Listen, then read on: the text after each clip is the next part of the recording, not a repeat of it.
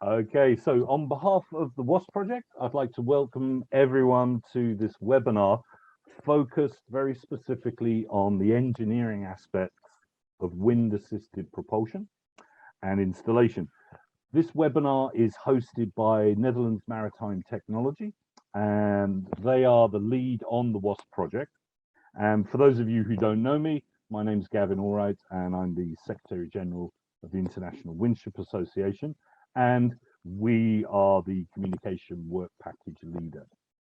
As most of you are already aware, the Wind Assisted Ship Propulsion Project, or WASP project, is a three-year project that's part EU funded in the North Sea region, that is installing, monitoring, and validating the performance of 5 wind assist systems on 5 vessels. But without further ado, I will pass you over to the moderator today, Craig Eason. Craig is the editorial director of Fathom World, a leading maritime publication, and he himself is one of the leading journalists in this field. Initially with the BBC, and then following that as the deputy editor of Lloyd's List. That following his earlier career at sea with 10 years of experience as a navigation officer under his belt. So without any more delay, I'll hand you over to Craig. Craig. Thank you very much, Gavin, and welcome everybody to this webinar. In the next hour and a half, we're going to go and uncover some of the sort of real engineering challenges and questions and opportunities that we see.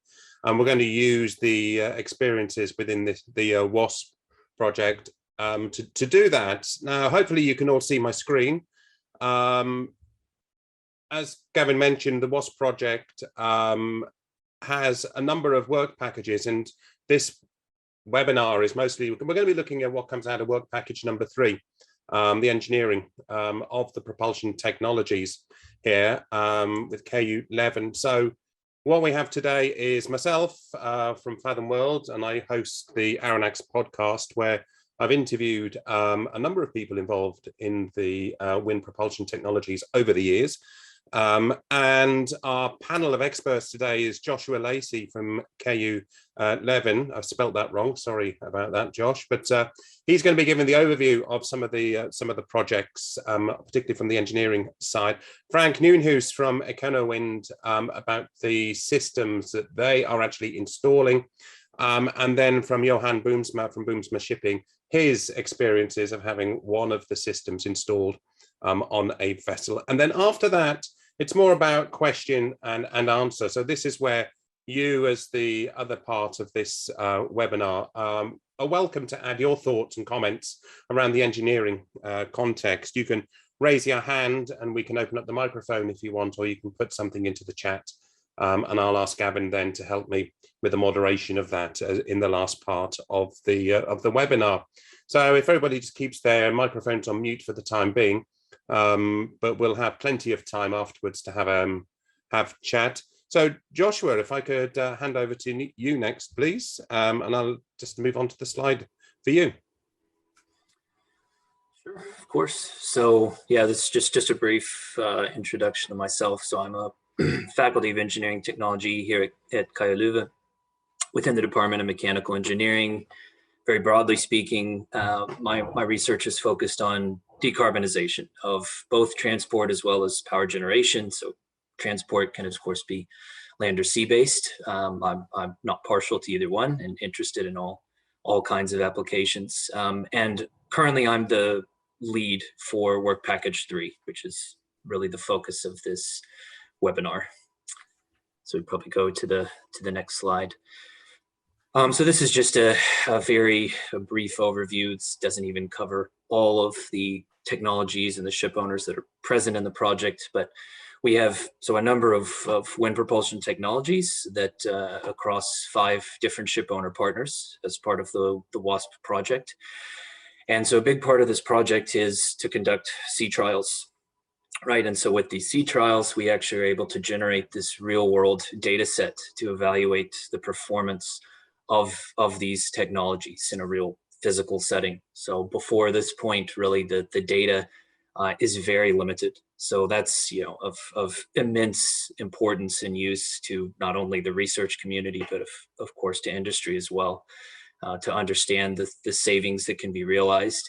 But not only that, to understand the challenges that are associated with these physical installations, and, you know, as well as their operation while the ships are at sea or in harbor.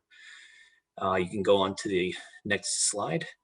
So of course, as engineers, we're always constrained by many things. We're always constrained by money. That's a big one. But there's physical constraints on the way that we can design and implement engineering systems. So what may be, say, the optimal location for a wind propulsion technology, we don't necessarily get to install it there for various reasons. Of course, we have to maintain the operation of the ship, the normal operation. It's got to be able to load and unload cargo as normal, and not be interfered with by the installation of a wind propulsion technology. And similarly, of course, we can't impede with the safety of that vessel, right?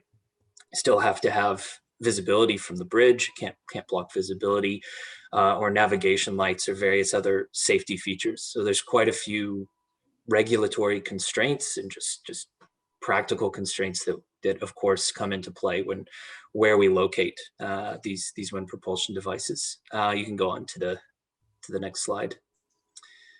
And then as another, maybe even more extreme example, these are not partners in the WASP project, but an example of another interested party in wind propulsion technologies. This is a dredging group here in Belgium.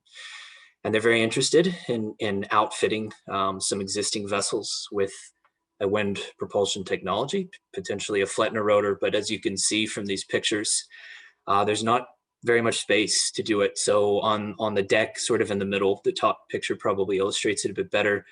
There's a lot of equipment there that cannot be relocated because it's helping to process the material that they're dredging from the seafloor. So, and there's really no space towards the front. So really the place to actually install a device, as much as they would like to, is very, very limited. So this is another constraint that we have to deal with as we have more uptake of wind propulsion technologies, and something we have to take into account. And then my last slide is kind of the ramifications of this. So you can move on, Craig. So again, the data that we're going to generate from the WASP sea trials, again, is of tremendous use, because the installations, the physical installations of these devices is subject to those kind of constraints that I mentioned. And there are some implications from this in terms of impacting the operation of the ship, because of course, when you put a large sail-like device on a ship, of course, it provides thrust, which is beneficial, but there's also the trade-off of generating some side forces, which may or may not be detrimental to the heading of the ship. So by having this real-world data, the idea is to feed this back into validated numerical tools, which we can then iterate and feed that back into the design process to hopefully learn more and really allow us to be able to overcome some of these trade-offs with existing as well as with future applications. And so that's my my bit here at the beginning. Great, thanks you, Joshua. Just on a couple of questions then from me, just to sort of whet people's appetite and get them hopefully asking their own questions as well and throughout the webinar. When you're looking at how systems could be fitted onto ships, how do you see different types of systems having different influences on the same ship? What I mean there is, when you're looking at the range of different technologies that are being used potentially for wind assist, when you're looking at applying them, do you find that there are differences in how they can actually be used? Because you've got wind, you've got kites, you've got the Flettner rotors, you've got ventifoils. There's different wind assist technologies that are coming onto the market now. How do you see that impacting those discussion points that you raised a minute ago? Yeah, I mean, the reality is certain existing ship configurations and applications will dictate that probably certain technologies are just not feasible. I mean, the best example is really that one that I showed of those dredging ships. You're not going to be able to put 2 or 3 or 4 wing sails onto that ship because there just simply isn't space on the deck. Most likely, that group is going to try to install a single Flettner rotor, and again, more than a single wind unit is just probably not feasible given the space. So yeah, those physical constraints, it not only limits the number of wind propulsion technologies you might be able to install, but potentially the usable technologies themselves. But I mean, again, everything with an existing configuration, it's really almost on a case-by-case basis, because there's not necessarily standardized exactly what the layout is and exactly how much space has to be available on deck for work, and is not available to install the wind device. So yeah, it's a complicated problem. It's not necessarily a silver bullet solution. Great. Now we're going to move over to get the experiences from Frank Noonhuis from EconoWind, who's going to give us an introduction of 3 of the systems that you've been installing of late, I believe. Yeah, thank you, Craig. That is true. First, indeed, I started. I'm one of the founders of EconoWind, a mechanical engineer by training, and I've done part of my life in the medical field. And the last 5-6 years, I came over to the maritime world. Very interesting. So next slide, please. So we were happy to get 3 of the project in the WASP project in total, first 2, and then in the end also the MV Tarsus. We did 2 units of 10 meter by 2.2 meters for the MV Anki of Jan van Dam Shipping. Between April 19 and December 19, we did a design and production, and we installed it in January 2020. Then in February 20, I remember we signed with Johan in the COVID way, the real thing, but we did the designing starting from February 20, and we installed in 21 on the Frisian Sea.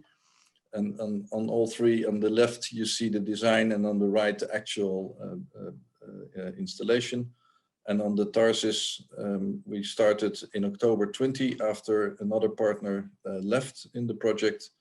And as we were then already studying a multi-element wing, we had the opportunity of finalizing that, and it's ready for transport actually today. So the picture there is on the factory. Next, please. So the question is a little bit on the design and production and installation, and what do we have?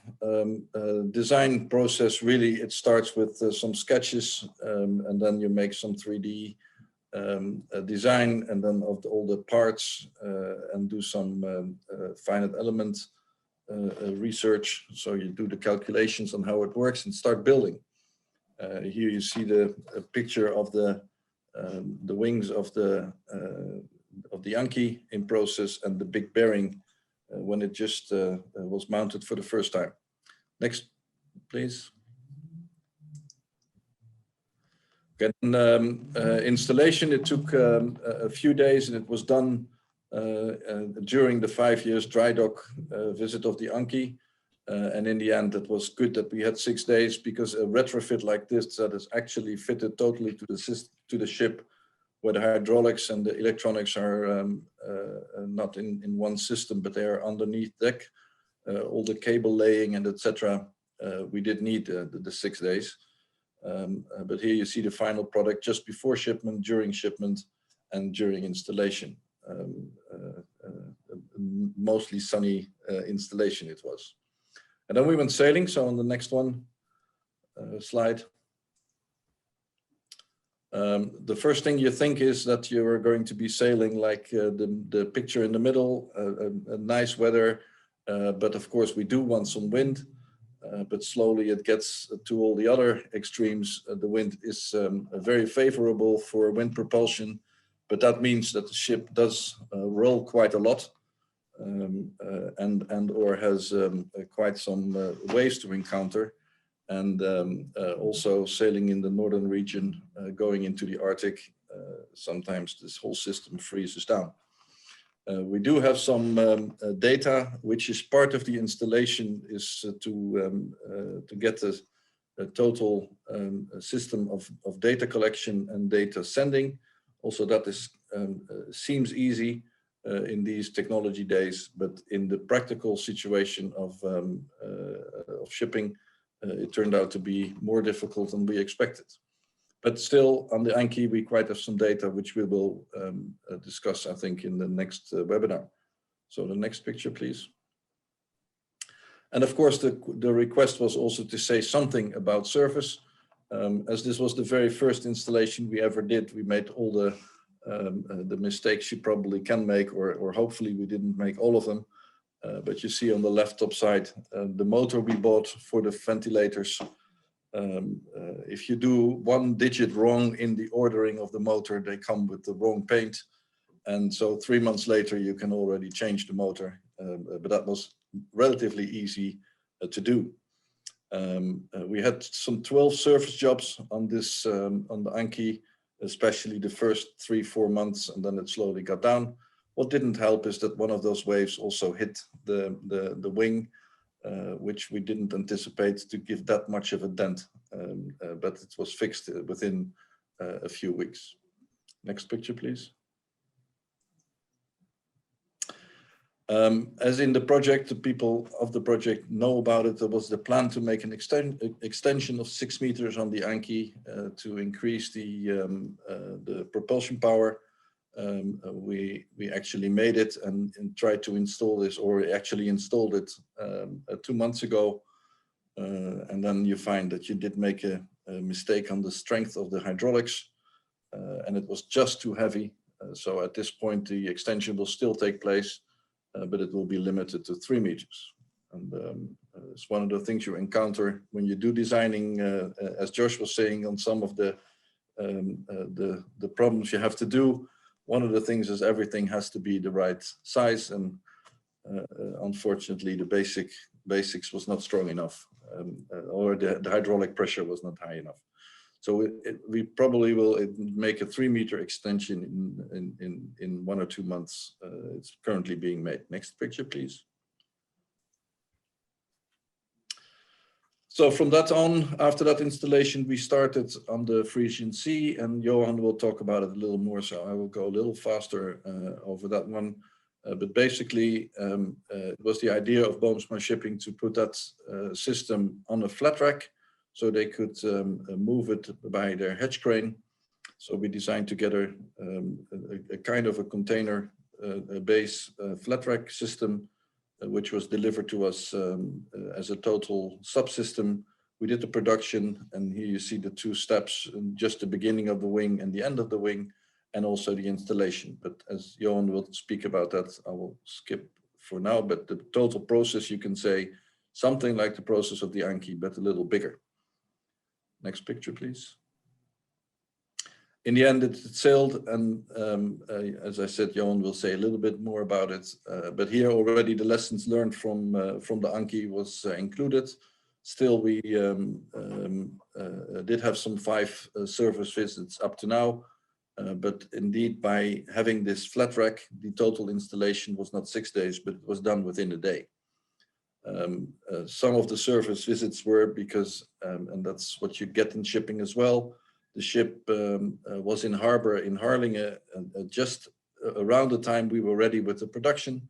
We would have liked to have 2 more weeks. So we decided together, this is the opportunity to do a quick and easy installation. So we actually installed it a little early, which 2 or 3 of the service visits were to finalize the installation.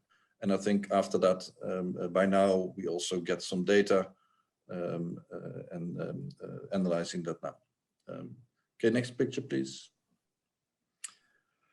Then, as a result of one partner that was supposed to get another type of system didn't go on with the project, we didn't manage to get the ship ready in time. We were asked to, everybody was asked to see if we could add another one. But the thing was, the project wanted another type of wing. And as we were already doing some research into a multi-element wing, another concept, which doesn't include a ventilator. So for ships where you do not have the power to run the ventilator on board, we also were doing some research into multi-element wings. So at that moment, we did have the chance to do that, and we found MV Tarsus to install that. So next picture, please. We started production about 8 months ago, design and production, and by now the system also being built in several big modules is actually ready for transport. And after this webinar, I will hopefully end up doing the final check this afternoon, and then it will be shipped out next week. Next picture, please. That was it. That is a wide one, and that's my overview. Thank you very much, Frank. Good. I mean, with those 3 vessels, obviously you alluded that on the second one, there are a lot of lessons that you'd already learned from the installation, the planning and installation from the first one. But I was intrigued that on the first one, it really did look like sort of like a rough sketch in a notebook that led to the computer designs. Does it always start like that?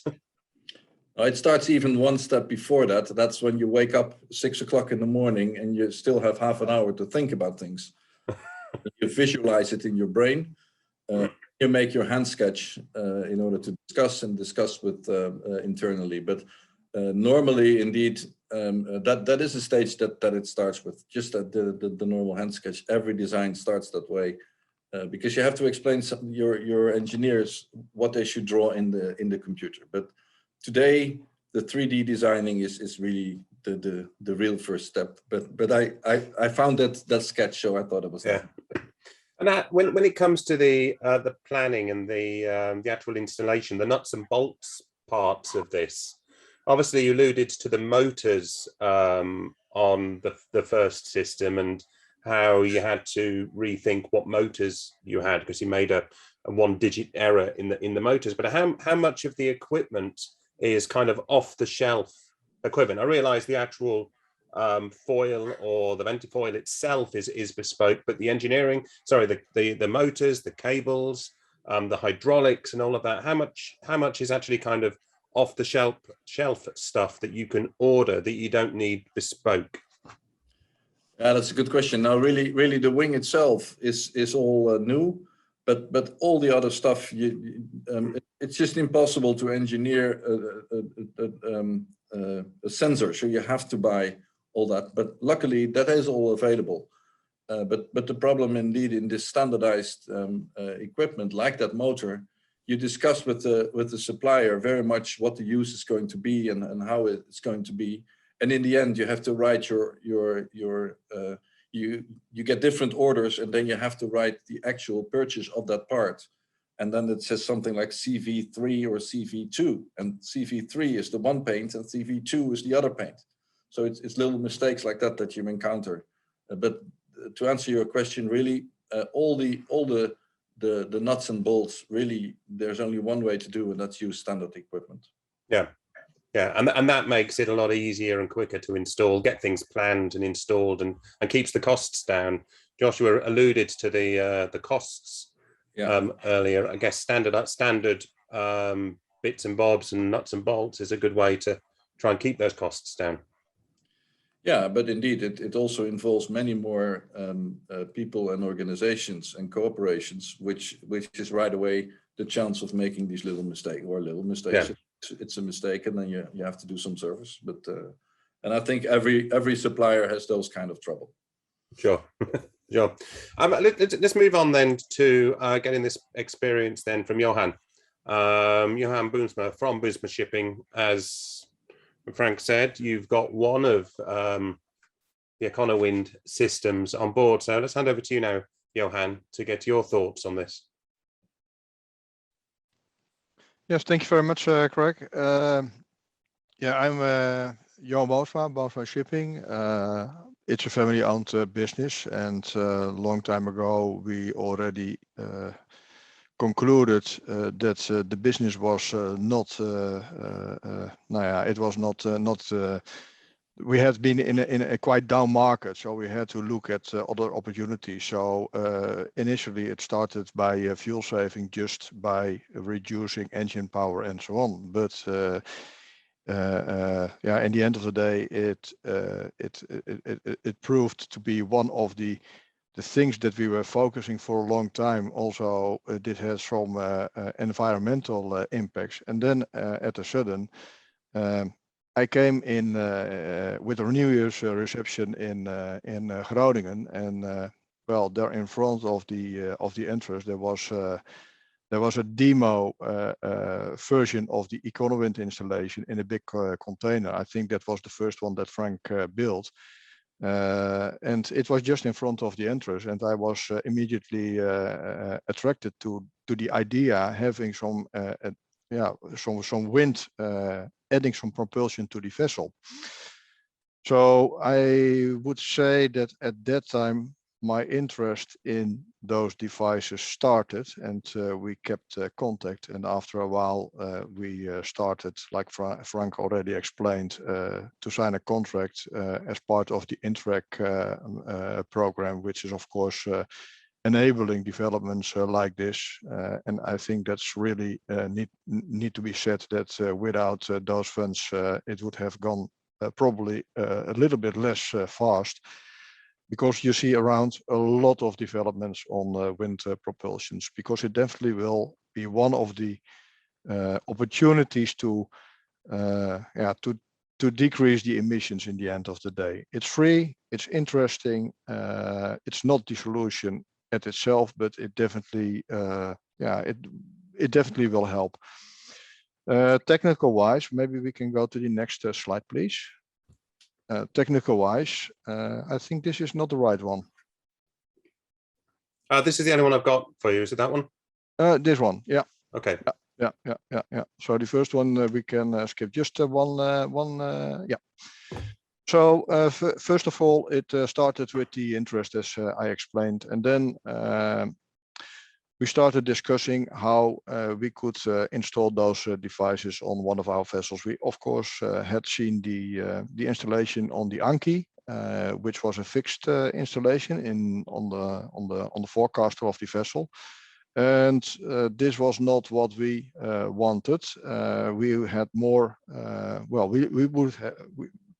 We discussed with Frank, and he said, well, if you have two on a different position, it might be that the effectiveness of those devices will be higher. So we had to find a solution by installing those devices on the heads covers.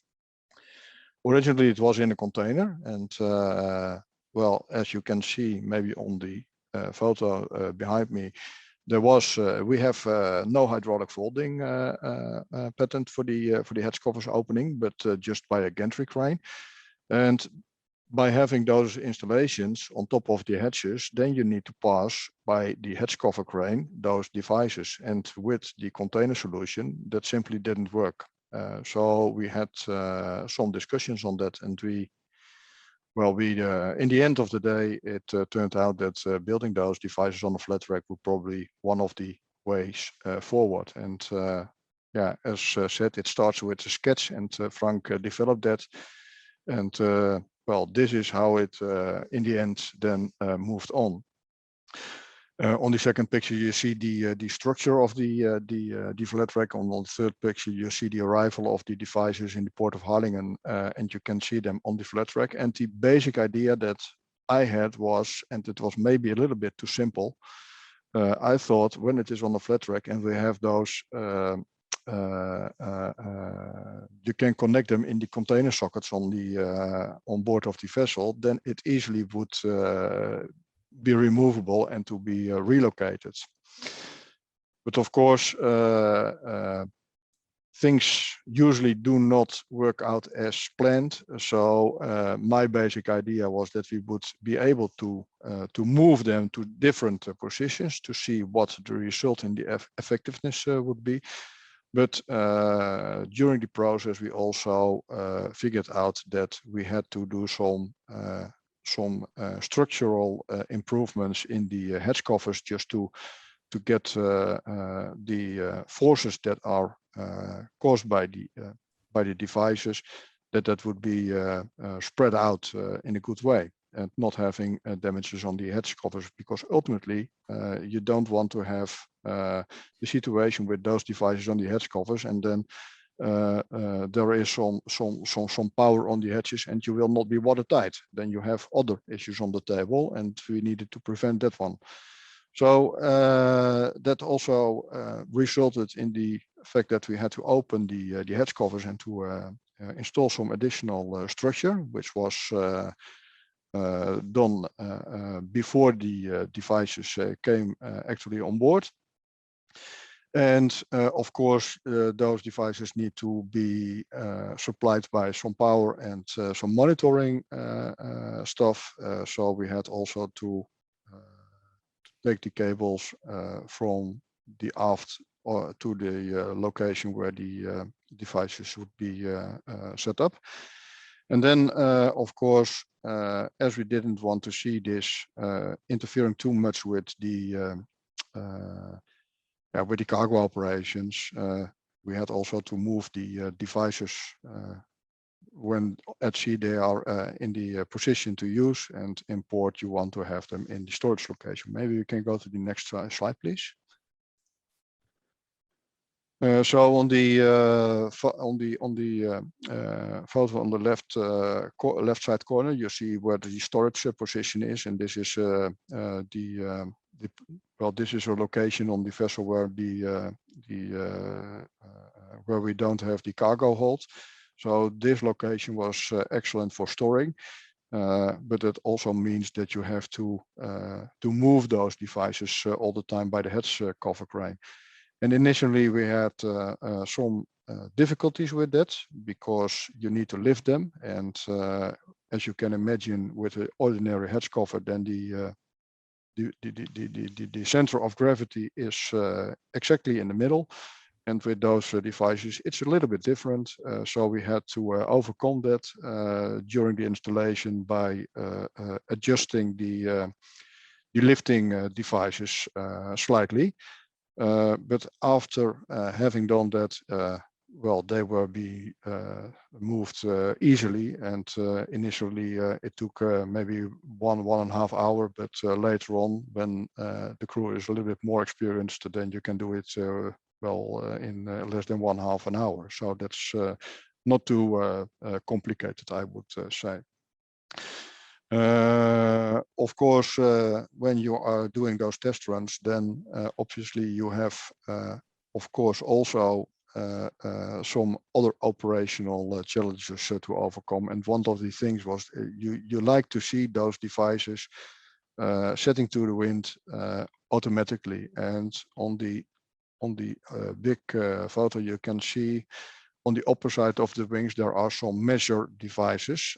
So this is a wind meter and wind direction meter. But when the wind is coming from the side of the econo wind installations, then you have not the clear wind on those devices. So we are still well, I think we did already had connected the devices to other wind meter installation in the top of the mast. Now it works slightly better, but I'm sure that we can have some more precise adjustment of the devices automatically on the wind, and that that is one of the things that we are still trying to develop together with Frank. I would say this is basically on the operational wise the only major issues that we had. Well, I cannot say it are major issues. Are just practical things that you need to overcome. The most important thing that we still want to test is what will happen if we have only one wing up, and what is then the supply of power that we will get. And this is the nice part of those wings. If it turns out that then the effectiveness is not divided by 50%, but let's say by that it is only a reduction of 20%, then it makes sense to replace one of those devices to one of the other vessels, because then the benefit is simply more. And this is also the nice part of the flat track solution. You easily can take them off and relocate them to other vessels. So for second-hand vessels and sailing vessels, it is absolute one of the ways forward to install those installations, and just be prepared that you need some constructional adjustments, but they are not too serious to overcome. And of course, one of the things it was already addressed before by Josh, that was that also for class you have to meet some regulations, and one of the things is reallocating the navigation lights. So we had to move them from the superstructure to the front of the vessel. Yeah, those kind of things you need to take into account, but that depends on every other vessel. It simply depends. So maybe we can go to the next one. I think the most of those things I already mentioned. Initially, well, there's one other thing from the operational side. I think that the sea state is one of the issues that we need to figure out. Now we are only allowed, and that is because of the settings with the class just simply said up to wind force 6 you can use those devices, and then you have to lower them, and over time we will have to gather the information to evidence that we can sail those devices even above wind force 6. It will also likely depend on the wave direction and the strength of the waves, and which forces the devices will encounter. But hopefully we can keep those devices up even above wind force 6, and yeah, that is one of the things that we need to figure out in the next year probably. The last thing that I want to address is the insurance. We had to, for insurance, usually it is that everything that is fixed and connected to the vessel is automatically insured because those devices are considered to be movable. We had to address that with the insurance company, but that was one of the things that we just in time figured out and solved.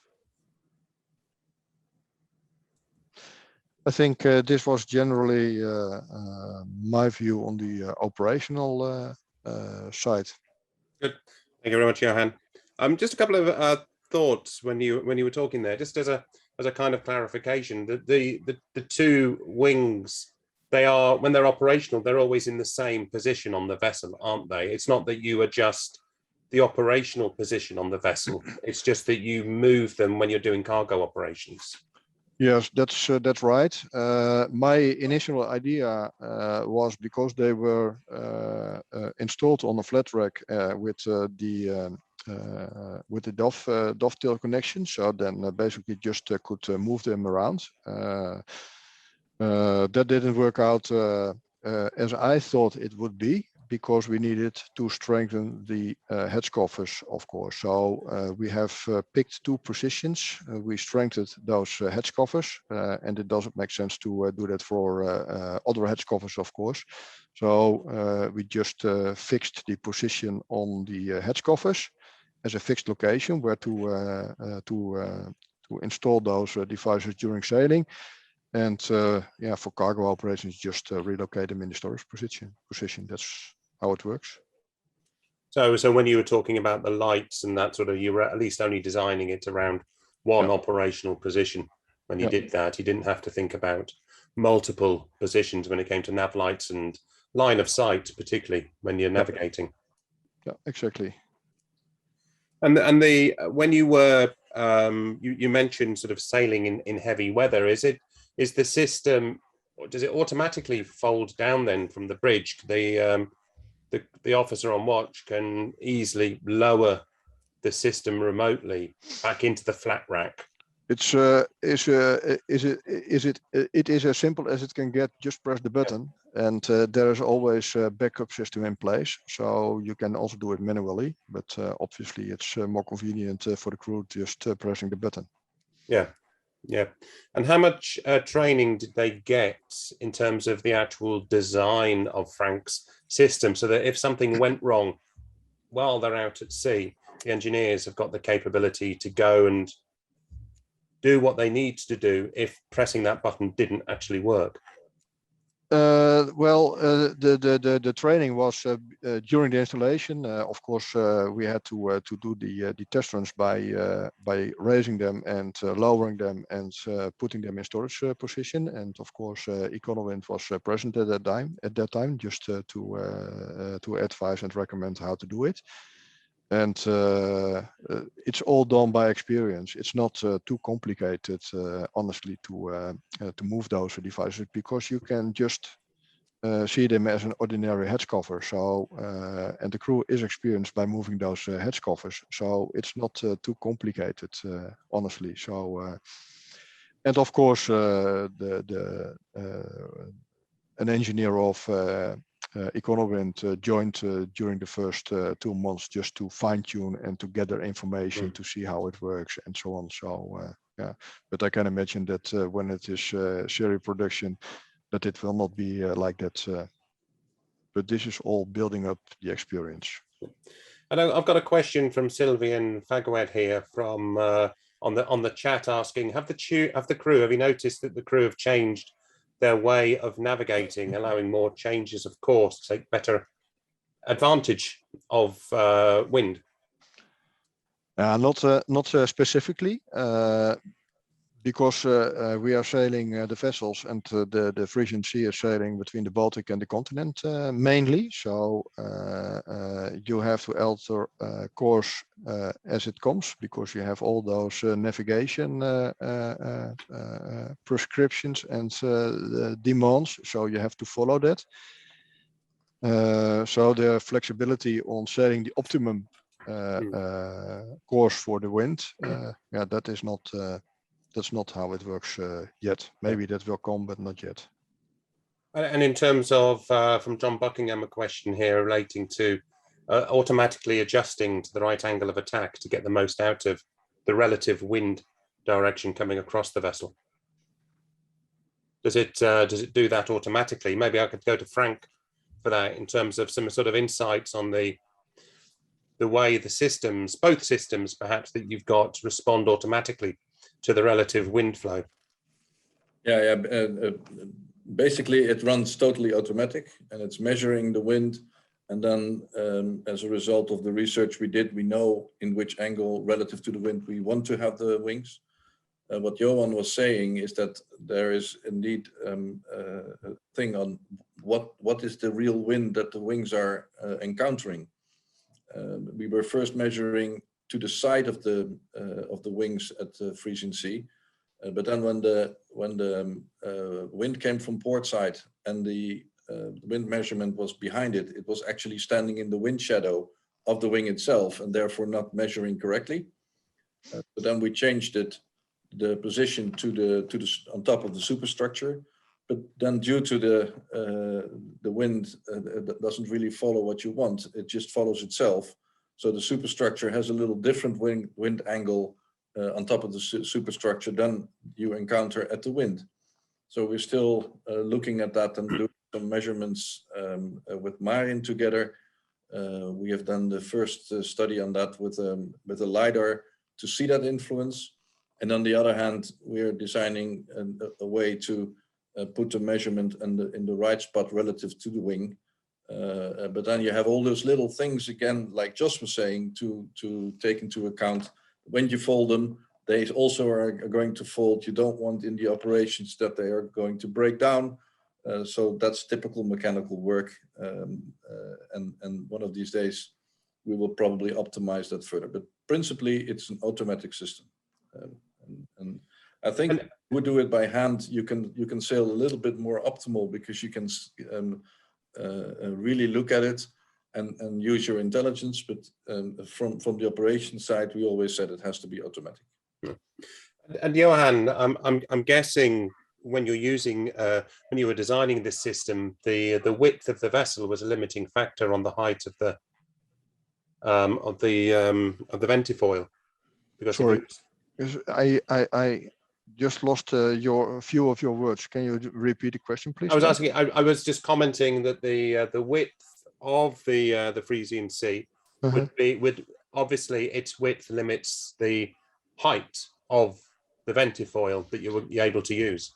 Yeah, exactly. Because of course, for the effectiveness, it would be definitely better to have a higher units. But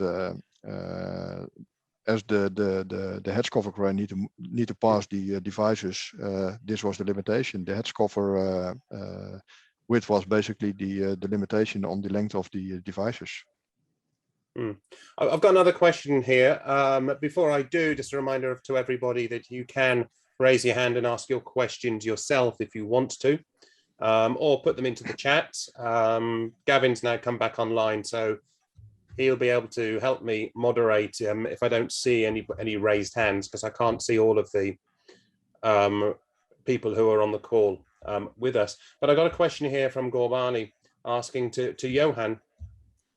There's a combinator curve determines propeller pitch and engine speed, ? Are the values of shaft speed and propeller pitch determined by a lever position on the ship's bridge? Is there any mode selection on the ship's bridge, like economy and maneuvering, to change the engine speed and pitch? And also, what is the propulsion strategy in case of wing sail running? Do you decrease engine speed, or is it fixed to the speed up the vessel through added thrust by turbo sails? So I guess what we're asking there is that relationship between the system itself and the vessel's power. Of course, we do the measurements, but it is not necessary that you just reduce the speed by having additional power by the wind. But obviously, it helps a lot, because if the power is supplied by the wind, then simply the vessel is sailing faster. Or if you reduce the speed or the pitch, then then you are burning less fuel. So there's always it's basically the decision for sailing the vessel is based on the destination time that you want to be in port, and this is just saving fuel. This is how you should look at it. And this is not that you are switching or lowering the inquiry on your engine. No. And Frank, how do you think that translates to other systems as well, in terms of the relationship? Maybe you can comment also on the relationship between the system and a vessel's power.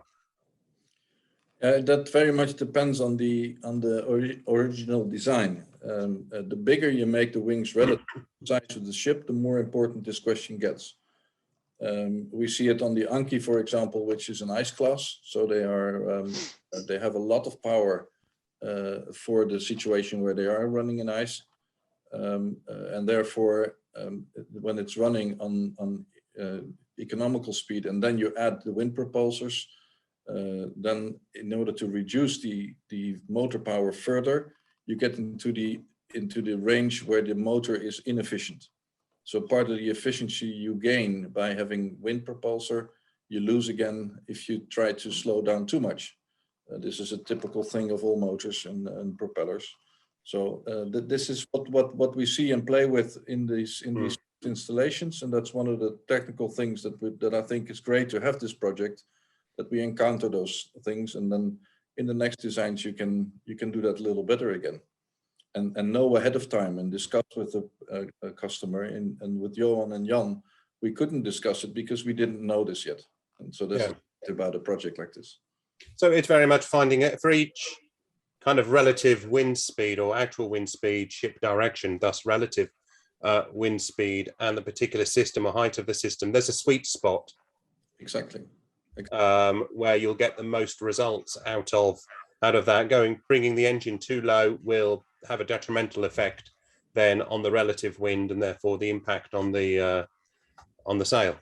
Yeah, exactly. And the same goes when you would design a system that is 3 times as big, then the influence is bigger, your heeling moment, and etc. So there's so many aspects that are into these things that obviously you need to optimize that ahead of, and that is great to get all this expertise bit by bit by doing.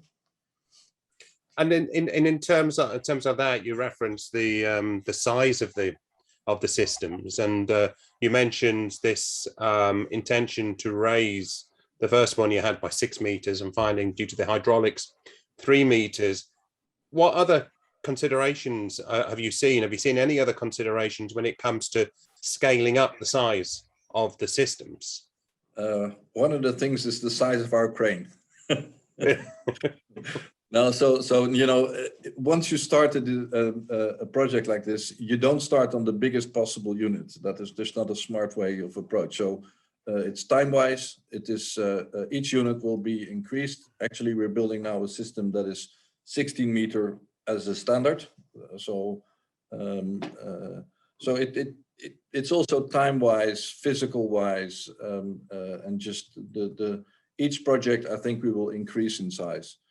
Because obviously the bigger the system, then relatively, for example, the control units, they are quite expensive. So the bigger the unit, the controls stay the same. So the relatively cost go down as the systems get bigger.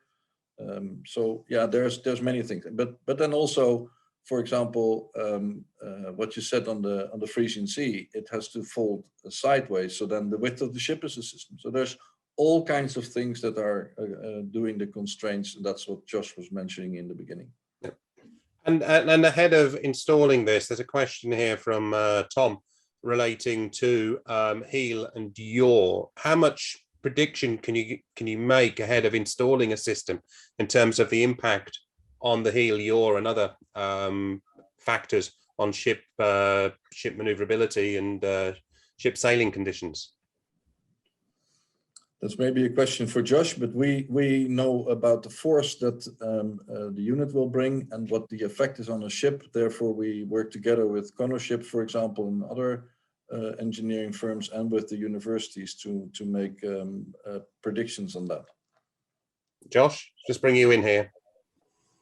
Yeah, maybe a brief comment to that. So yeah, of course we'd like to install everything right at the hydrodynamic center of mass, because that would sort of make things easier to deal with in terms of moments that are induced about that center mass. But yeah, of course that's not possible in practice. So yeah, the reality is that the position of the wind propulsion units, that imparts a force.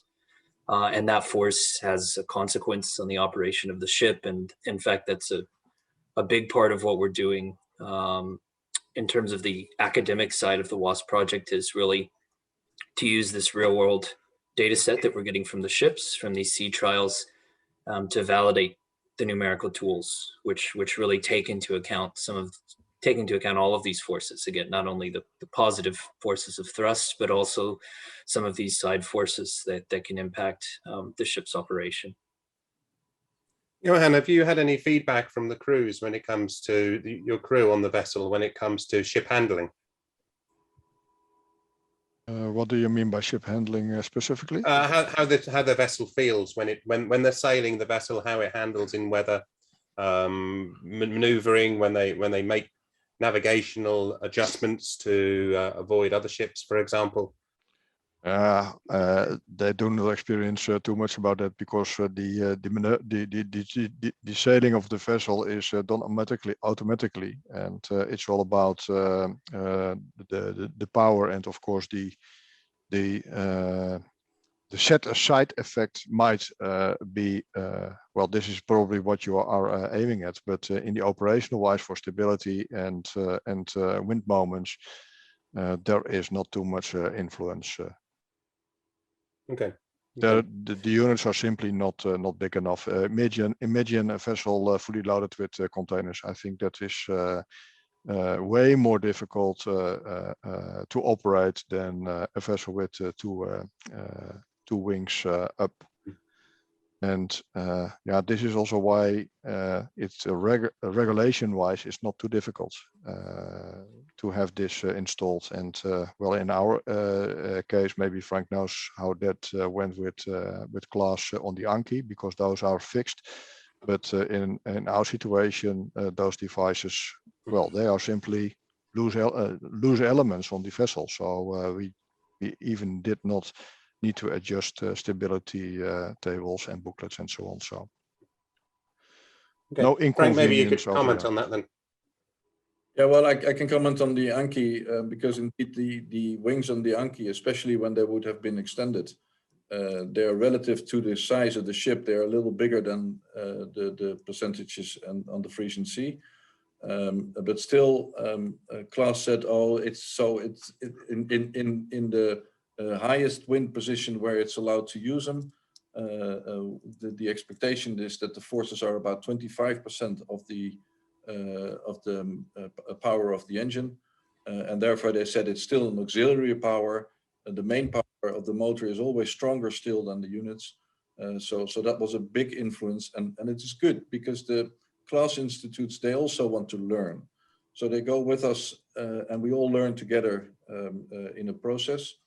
I'm sure if we would make them 3 times as big, which is technically possible, you get to the way of the old clippers where you get heeling angles of 15, 20, 30 degrees. And then class is much more scared to say something about the overall safety. So I think we will grow together. And as the percentage increases due to the bigger units relative to the ships, also class will learn, and I think this process will go relatively natural.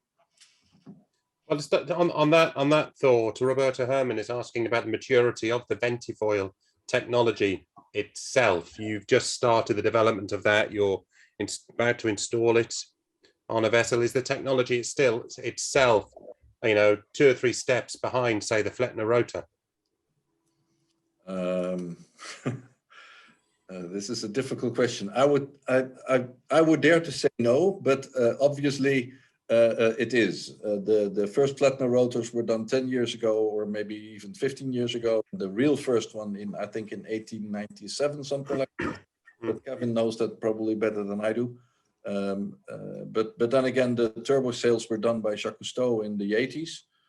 But definitely on each project you learn, and look at cars. I mean, there's still, the diesel engine was invented 100 years ago, and in trucks and in cars still there's I think a bigger budget to do research on the engines of trucks than there is today on the budget of wind propulsion units. So technology increases in quality and size and all this over time, all the time. That will be the case here as well. We've got a couple of questions coming in. I knew they would come in about fuel savings and gained power in relation to ship speed. Are you able to comment on that yet, Johan, in terms of the experiences you've had? Just briefly, I don't want to have a long discussion about fuel savings and that. Gavin and I are going to work on a future webinar where we're going to go into that in a lot more detail. This is more, I really want this webinar really focusing on the engineering, but perhaps you can comment on any, perhaps on any sort of fuel savings or gained power that you've seen on the vessel. Yeah, on average, it's about 6 to 7%, I would say. It of course depends a bit on when you set up the sails and how favorable the wind is. And we have had even in nice situations when the angle of wind is right and the force of the wind is right, we had even savings of up to 15, even above 15%, which is of course yeah, very interesting. And Yeah, and being more specific on that is very depending on the size of the devices. I think with the big installations on the Anki, with the even more lengthened of those devices, the savings might be even more than what we have experienced. We have relative small units on the vessel. But that was just simply the choice we made. And as Frank said, the go step by step largely, we're going to see perhaps more, but based upon that perception of that sweet spot, depending on the actual size of the vessel and the installed power of the vessel. Joshua, perhaps I could bring you in here and on that balance between the size of the system that's going to be selected, the size of the vessel or the design of the vessel, and the installed power on the vessel. Have you got any comments about that, you know, finding that balance between those three elements? Yeah, I mean, actually, one of the things that we're actively looking at on kind of the modeling side in the WASP project is, you know, there might be certain situations where you may not want to necessarily get the most amount of thrust from the wind propulsion technology, because in doing so, you actually induce quite a large side force on the ship, which again could have a detrimental effect on the ship's operation. And so in certain instances, it might be more beneficial to look at maximizing that thrust to side force ratio. Now, again, that will very much depend on the the configuration of the ship and the size of the system, and how much impact those side forces have on the vessel. But for very large installations, or for having more wind propulsion units installed, that may start to become a very important consideration, very important factor. Just a reminder, there's still a few minutes. We're not in any rush to end the webinar, so there's plenty of time for people to ask a few questions if they want to, or offer their thoughts, even open their microphones and talk if they want to.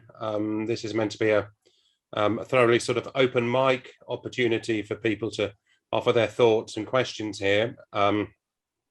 Staying around the area of the engineering, of course. I don't want to go into any politics or anything, although Gavin would love to take you down that route at some point, but not in this webinar, I promise you. But really, in terms of the engineering aspects that we see here, Johan, when you were looking, you mentioned sort of going and seeing Frank's design, the EconoWind design, and thinking, I may like the idea of that going onto my ship.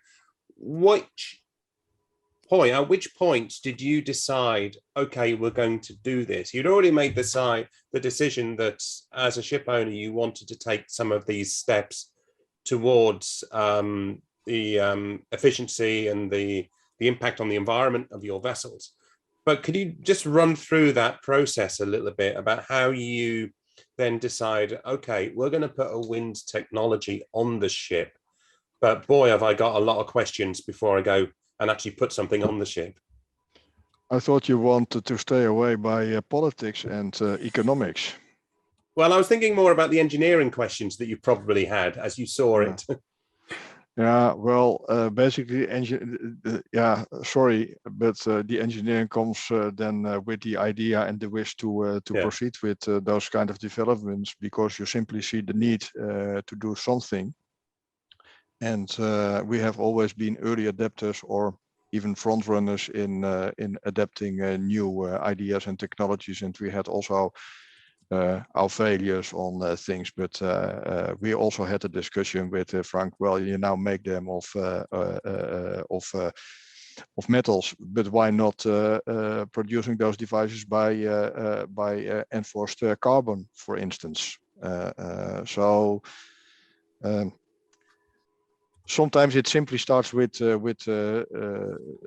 what happens around, what developments you see, and then you have to adapt new technologies. And if you don't, then in the end of the day, well, then you will disappear, because from my perspective, market is demanding also on the performance of the ship owners in the end of the day.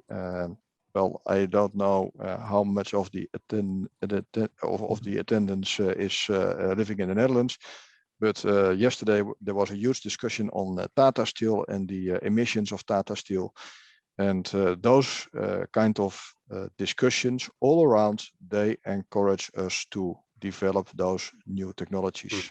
And then you need not to be afraid of those challenges that are in place. Technology difficulties can always be solved. Good. Frank, bear in mind that the technology, there's a question here on how much dead weight impact there is to installation and hull structure stiffening as well.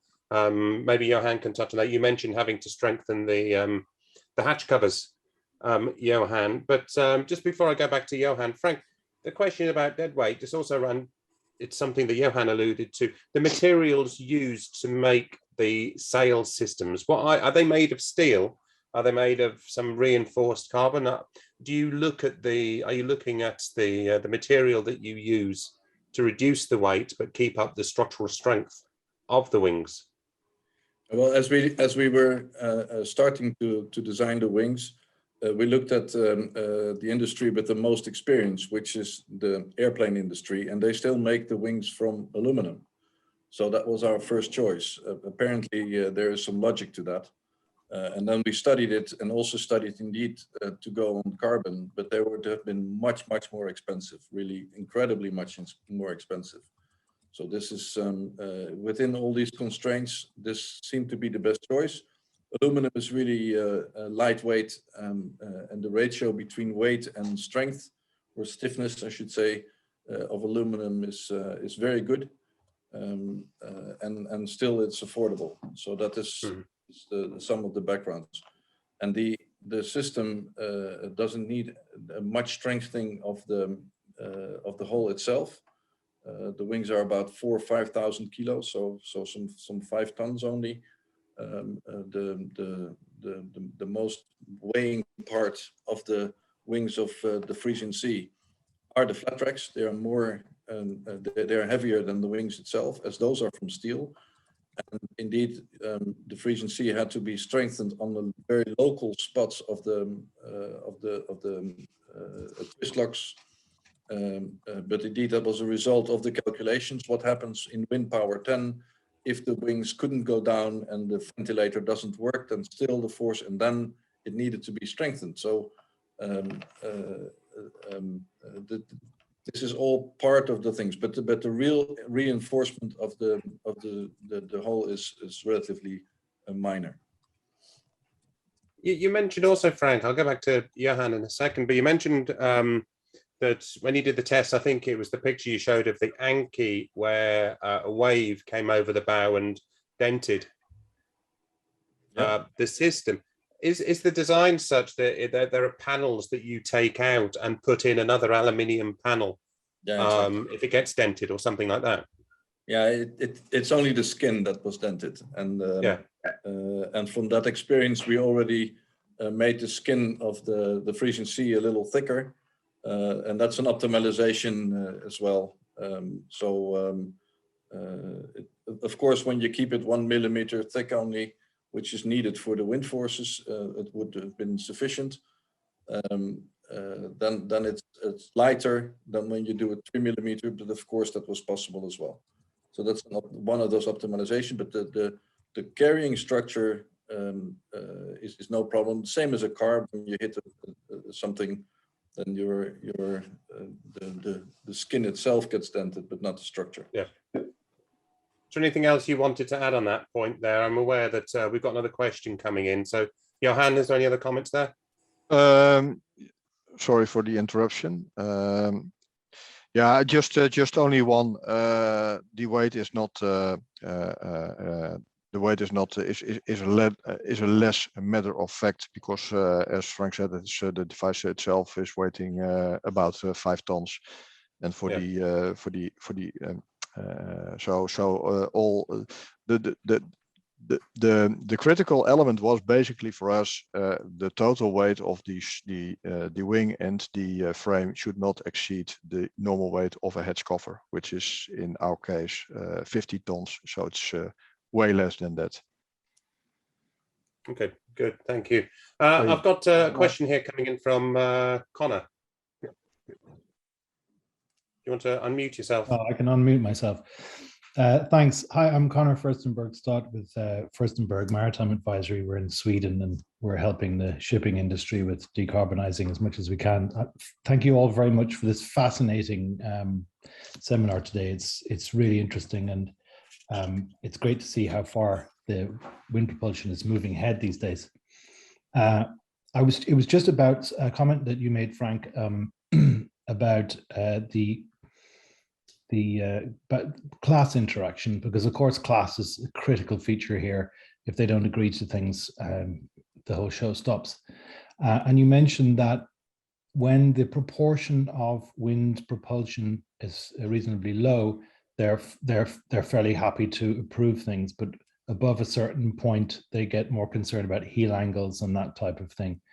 And it immediately occurred to me, coming also from a sailing background, and I'm an ex-seafarer myself, that class are already approving very large sailing vessels, including some sail, almost exclusively sail-only vessels. And we're in a retrofit problem here, probably. But do class not have within them these two perspectives? They have the old motor-driven traditional ship perspective, and they have the large sailing vessel perspective as well, particularly from super yachts. And are they managing to come together internally and from these two perspectives to kind of help facilitate what you're doing here and increase the proportion of wind power? Yeah, that's a very good question. Now I see a tremendous aid from class. Both Rena is really, for example, very active. That was the first one. They did Anki, and they're really very supportive and want to do. But they have their own process, and they have to do it thoroughly. So when we were putting on wind propulsion on a ship that was not meant to have it in, from their design, they first said, oh, maybe we have to re-examine the whole ship, and then they made a comment, as it is not so strong relative to the ship, we can do without. But definitely they will work at that experience of large sail ships. They have the experience of the clippers, so no problem. They will work with you. But as a retrofit on a ship that it was not meant to be, then they made that comment. And they said, well, in this case, as it is so low, we don't have to look at the overall dynamics of the ship anymore, because then the influence is low. And once it gets bigger, then a bigger portion, and also the other part of the arena of the class institute comes in, where they have to look at it more like a sailing ship. Okay, thanks for that. Thank you, Frank. Gavin. Yeah, I'm very mindful of Craig's comment earlier on of not to go down the politics side of things at all, but just to talk to what Connor was just saying. I just thought I'd make a brief comment. We've been working on a submission to MEPC to standardize the approach for testing and the various different aspects of validating and looking at all these safety installation engineering issues. It did come up during those discussions with quite a few of the class societies that we certainly need to have that standardization done for primary wind as well. And that will be the next step over the following 6 months, that we should be able to standardize those approaches as well. Yeah, right. Very good.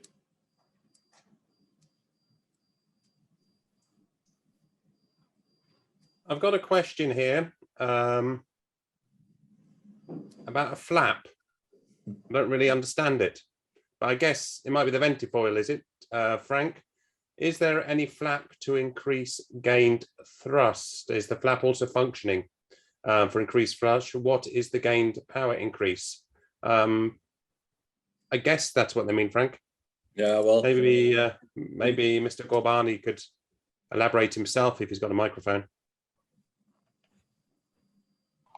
Hello. Yes, my question is actually what you mentioned. Yeah, Yeah, I would like to know because when I focus on the technology, I mostly see the ventilation uh, power to increase the thrust, but I would like to know the flap functioning to increase the thrust. If you have any experience or information, I would like to know. Thank you very much. Yeah, well, the flap really is influence the wind flow. Of course, like an airplane wing, the flap determines the underside of the wing, and then the top side of a wing is more is rounder. It gives the thickness, and the flap is when the wind comes from the other side relative to the ship, so you have to tack, then something has to change. So then the bottom gets the top and the top gets the bottom. So that is what one of the tricks of the flap. It is the whole wing is a symmetrical shape, and the flap makes the total system asymmetrical. So then you have an under and a top side, like every wing of every airplane has. It has a flat bottom and a round top part. So that's really what the flap is doing. It's making the symmetrical basic system asymmetrical, and steering the airflow around the wing, and then the suction determines if the airflow over the wing is optimal. Without the suction, the thickness of the wing is too much. But the effect of the wing gets bigger the thicker the wing gets. So there's an optimization there. But the flap determines if the wing, what is the top or the bottom sides of the wing. And so if the wind comes from the port side, the bottom side of the wing should be relative to the port side. And then when it comes from the other side, the wing has to tack and change its orientation. Does that answer your question? Yeah, thank you very much.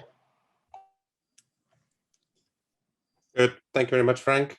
If there are no other questions, we've got a few minutes left, but I don't think Gavin would mind if we allowed you all to go to your lunch a few minutes early.